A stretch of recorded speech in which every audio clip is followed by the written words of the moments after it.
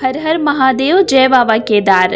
तो दोस्तों, आज की तारीख हो गया 29 मार्च और आप सभी श्रद्धालुओं के लिए केदारनाथ धाम से बहुत बड़ी खुशखबरी निकलकर सामने आ रही है। तो दोस्तों, अब इंतजार खत्म होने वाला है क्योंकि केदारनाथ यात्रा 2026 की तैयारियां आधिकारिक रूप से शुरू हो चुकी है। लगातार हो रही बर्फबारी अब रुक चुकी है, मौसम धीरे धीरे साफ होने लगा है और इसी के साथ प्रशासन ने बर्फ हटाने का काम भी शुरू कर दिया है। आप जो तस्वीरें और वीडियो देख रहे हैं उसमें साफ नजर आ रहा है कि मजदूर अब काम में लग चुके हैं और पूरी ताकत के साथ रास्तों से बर्फ हटाने में जुट गए हैं। सबसे बड़ी बात यह है कि इस बार काम बहुत ही प्लानिंग के साथ किया जा रहा है। कुल 60 मजदूरों की टीम तैनात की गई है, जिन्हें 2 हिस्सों में बांट दिया गया है। पहली टीम, जिसमें 30 मजदूर शामिल है, वो केदारनाथ धाम के नीचे की ओर से बर्फ हटाने का काम कर रहे हैं। वहीं दूसरी 30 मजदूरों की टीम ऊपर की ओर बढ़ते हुए काम कर रहे हैं और लगभग 6 बड़े ग्लेशियर पॉइंट तक पहुंचकर वहां जमी बर्फ को हटाने में लगे हुए हैं। अब आप अंदाजा लगाइए कि जहां 15 से 18 फीट तक बर्फ जमी हुई हो, वहां काम करना कितना मुश्किल होगा। लेकिन इसके बावजूद भी मजदूर लगातार मेहनत कर रहे हैं ताकि समय पर पूरा रास्ता साफ किया जा सके। तस्वीरों में साफ दिखाई दे रहा है कि कई जगहों पर 3 से 4 फीट तक बर्फ जमी हुई है। कहीं कहीं तो बर्फ इतनी ज़्यादा है कि उसे काटकर रास्ता बनाना पड़ रहा है। दोनों तरफ बर्फ की ऊंची दीवारें हैं और बीच में धीरे धीरे एक सुरक्षित रास्ता तैयार किया जा रहा है। यह काम कोई आसान काम नहीं है, बल्कि हर कदम पर चुनौती है। फिसलन, ठंड और ऊंचाई, इन सब के बावजूद मजदूर लगातार काम कर रहे हैं। अब अगर हम मंदिर परिसर की बात करें तो वहां पर भी काम तेजी से चल रहा है। आईटीबीपी के जवान खुद बर्फ हटाने में जुटे हुए हैं। आप वीडियो में देख सकते हैं कि कैसे जवान गहरी बर्फ में चलते हुए रास्ता बना रहे हैं। ठंड इतनी ज़्यादा है कि सामान्य इंसान वहां कुछ देर भी खड़ा नहीं रह सकता, लेकिन ये जवान दिन रात वहां डटे हुए हैं। बीते कुछ दिनों में लगातार बर्फबारी हुई थी, जिससे काफ़ी ज़्यादा बर्फ जमा हो गया था, लेकिन अब मौसम में सुधार होने लगा है। हल्की धूप निकल रही है और यही कारण है कि अब बर्फ हटाने का काम तेजी से आगे बढ़ाया जा रहा है। प्रशासन का लक्ष्य है कि 15 अप्रैल तक सभी जरूरी व्यवस्थाएं पूरी कर ली जाए। इसमें रास्ते खोलना, बिजली व्यवस्था, पानी, स्वास्थ्य सुविधाएं, रहने की व्यवस्था और घोड़े खच्चरों की जांच जैसी सभी जरूरी चीजें शामिल हैं। अब सबसे जरूरी जानकारी, केदारनाथ धाम के कपाट 22 अप्रैल को श्रद्धालुओं के लिए खोल दिए जाएंगे, यानी अब बहुत कम समय बचा है। जो भी श्रद्धालु ओपनिंग के समय या मई महीने में यात्रा करने की योजना बना रहे हैं, उन्हें अभी से अपनी तैयारी शुरू कर देनी चाहिए। शुरुआती दिनों में आपको एक अद्भुत नज़ारा देखने को मिलेगा। चारों तरफ बर्फ से ढके पहाड़, ठंडी हवाएं और बाबा केदार के दिव्य दर्शन। लेकिन इसके साथ ही सावधानी भी जरूरी है।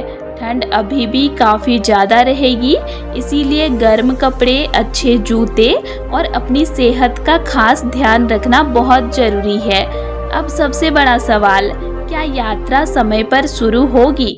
क्योंकि बहुत से श्रद्धालुओं को ऐसे भी लग रहा था कि अभी इतनी ज़्यादा बर्फबारी हो रही है, तो क्या टाइम पर यात्रा शुरू हो पाएगा?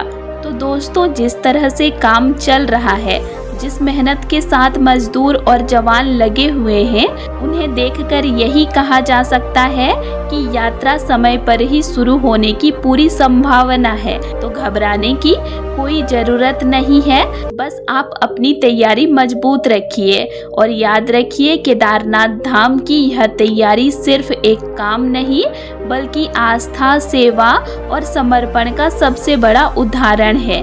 जहां एक तरफ प्रकृति की कठिन परीक्षा है, वहीं वहीं दूसरी तरफ इंसानों की अटूट श्रद्धा है। अब दोस्तों यहाँ पर एक बहुत ज़रूरी बात आपको समझनी चाहिए कि यह जो बर्फ हटाने का काम चल रहा है, यह सिर्फ रास्ता खोलने तक सीमित नहीं है, बल्कि इसके साथ साथ पूरी यात्रा व्यवस्था को फिर से खड़ा किया जा रहा है। क्योंकि सर्दियों के दौरान केदारनाथ धाम पूरी तरह से बर्फ में ढक जाता है और वहाँ की सारी व्यवस्थाएं अस्थायी रूप से बंद हो जाती है। अब जब यात्रा का समय नज़दीक आ रहा है तो एक एक करके हर चीज को फिर से चालू किया जा रहा है, जैसे कि पैदल मार्ग को पूरी तरह सुरक्षित बनाना, जगह जगह रेलिंग लगाना, फिसलन वाले इलाकों में मिट्टी और पत्थर डालना ताकि श्रद्धालुओं को चलने में दिक्कत ना हो।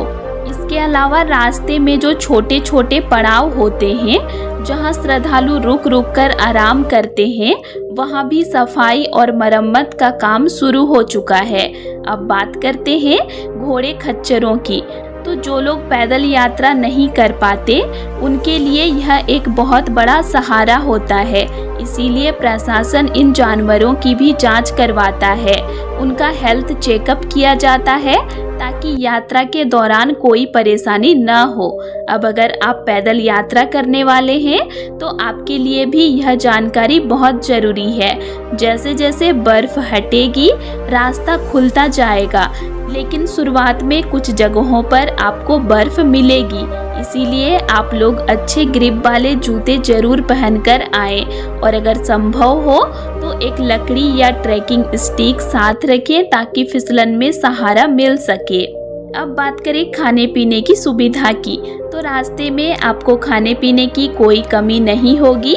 जगह जगह पर आपको चाय, पराठा, मैगी, फल, खीरा जैसी चीज़ें आसानी से मिल जाती है।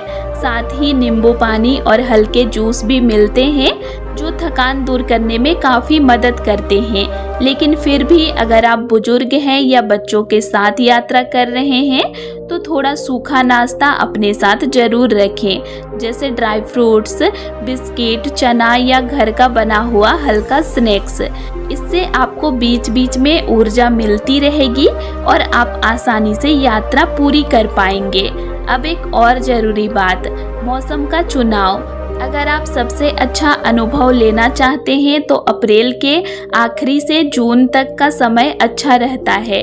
इसके अलावा सितंबर और अक्टूबर भी बहुत अच्छा समय माना जाता है, लेकिन जुलाई और अगस्त के महीने में बारिश ज़्यादा होती है जिससे रास्ते थोड़े मुश्किल हो जाते हैं। इसीलिए कोशिश करें कि इन महीनों में यात्रा करने से बचें। अब दोस्तों सबसे अंत में मैं बस यही कहना चाहूँगी कि केदारनाथ यात्रा सिर्फ एक यात्रा नहीं है, यह एक आस्था, विश्वास और आत्मिक शांति का अनुभव है।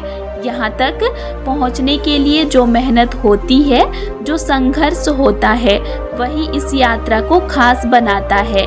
और जब आप बाबा केदार के दर्शन करते हैं तो वह सारी थकान, सारी परेशानी एक पल में खत्म हो जाती है। इसीलिए अगर आप 2026 में यात्रा की योजना बना रहे हैं तो अभी से अपनी तैयारी शुरू कर दीजिए और इसी तरह की रोजाना लेटेस्ट अपडेट के लिए जुड़े रहिए, क्योंकि मैं आपको हर दिन केदारनाथ धाम से जुड़ी सच्ची और ताज़ा जानकारी देती रहती हूँ। तो दोस्तों केदार घाटी में अभी जोरों शोरों से बर्फ हटाने का काम शुरू हो चुका है, तो आप लोग अपना तैयारी शुरू कर दीजिए। जो भी श्रद्धालु अभी तक चलने का प्रैक्टिस शुरू नहीं किए हैं वो चलने का प्रैक्टिस शुरू कर दीजिए, क्योंकि ज़्यादा टाइम नहीं बचा है। और ये मैं आप लोगों को हर एक वीडियो में बताते रहती हूँ, क्योंकि दोस्तों केदारनाथ तक पहुँचने के लिए आप लोगों को पहाड़ों में चढ़ना पड़ता है, खड़ी चढ़ाई है, तो प्रॉब्लम आपको ही होगा। इसीलिए अभी से आप लोग चलने का प्रैक्टिस रखिए ताकि आप लोगों को बाद में कोई दिक्कत ना हो। तो दोस्तों आज के लिए इतना ही, और आप लोगों को मेरा आज का इन्फॉर्मेशन कैसे लगा ये मुझे कमेंट करके ज़रूर बताइएगा। और वीडियो अच्छा लगा तो वीडियो को लाइक कीजिएगा और साथ ही चैनल को सब्सक्राइब भी ज़रूर कर लीजिएगा। और अगर आप लोगों को केदारनाथ धाम से रिलेटेड और भी वीडियोस देखने हैं तो मेरे चैनल में अपलोड हैं, आप उनको भी देख सकते हैं। तो चलिए फिर मिलते हैं एक नई वीडियो के साथ। Thanks for watching.